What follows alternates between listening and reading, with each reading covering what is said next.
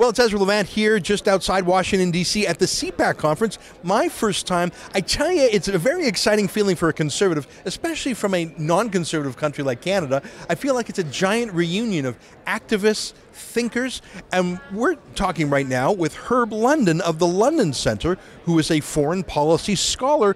Nice to see you. Pleasure to be with you. Now, you were on a panel yesterday on national security. Correct. Tell me a little bit about CPAC and why a fellow like you, who is more on the ideas side, the strategy side, would come to this event. What do you get out of it? Well, I'll tell you what I get out of it. I get a lot of young people who are inspired by conservative ideas. For me, it's very important to think of the next generation. When you're gray around the temples as I am, obviously you start thinking about, well, who are the successors? Who are the young people who are going to carry the torch into the future? They're right here at this place. It's true. I'm amazed by how many young people, college-age people, people starting out, interns, juniors, staff in politics. It's exciting. Hey, I want to talk a little bit about the London Center. I mean, you with the Hudson Institute before, now you have your own think tank. I want to talk about an issue that I know is the front of your mind, and it's Egypt. Barack Obama, his first major foreign policy speech was in Cairo. He made a great departure from American foreign policy. I think it was a disaster. Can you tell us, I mean, we haven't heard a lot about Egypt because I don't think it's been front of mind for Donald Trump. What's the latest on that? I just want to jump in because we got you, you're an Egypt expert. Well, one of the things that is certainly true of Donald Trump is that he restored American confidence in that part of the world. I was partly responsible for the Riyadh speech that the president gave, wrote a significant portion of that speech. And the speech was designed to say to Egypt and Saudi Arabia, we understand that the plight you are facing very significant challenges from Iran.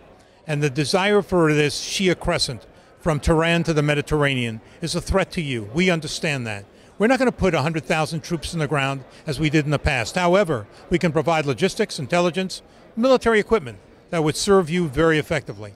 Again, filling in the gaps and after that speech, I think is absolutely necessary. But there is no doubt that the direction taken is very different from the past. Now, what was shocking to me, and I think a lot of lovers of liberty and folks who thought liberty could take root in the Middle East, was how Barack Obama and Hillary Clinton in particular made friends with the Muslim Brotherhood. I mean, with Mohammed Morsi, the president of Egypt, briefly, I thought it was shocking. Did they do it with good intentions? Did they do it as a rebuke to the old order? Help me understand their thinking. It was a disaster, but what were they trying to achieve? I think what they believed, and this was part of the Cairo speech, where you may remember Barack Obama reserved the first 2 rows for the Muslim Brotherhood.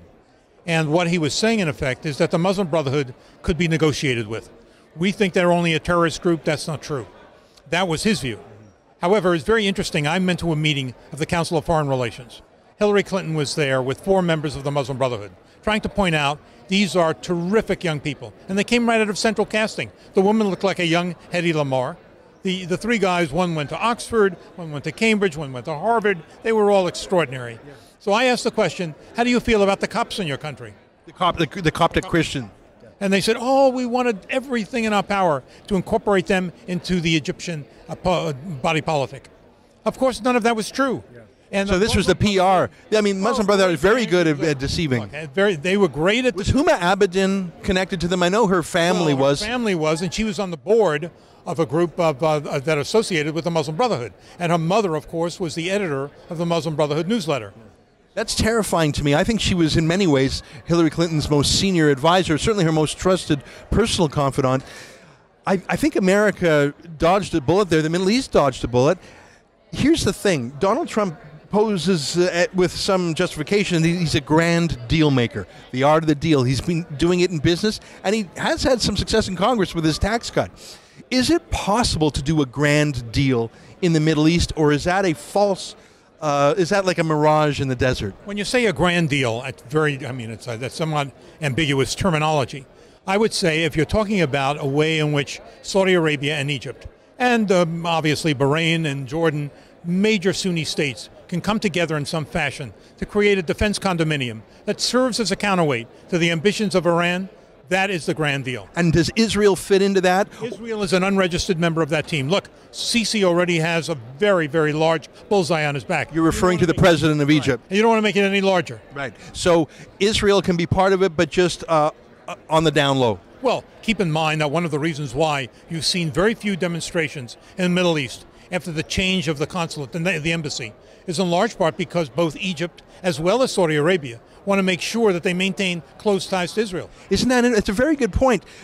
You would think that there would be endless riots. There were more riots after the Danish cartoons of Mohammed than there were about moving the embassy. Isn't that interesting? An excellent point. You know, Secretary Kerry made the point there are going to be terrible disruptions in the Middle East. There were none. I can't even. There's going to be World War IV. Oh I mean, it was unbelievable. You know, it's been so nothing. We've even forgotten about it. It's the dog that didn't bark. In fact, there was. I was watching a TV program where they had so-called demonstrations in Lebanon. There was one guy who burned a tire. One guy.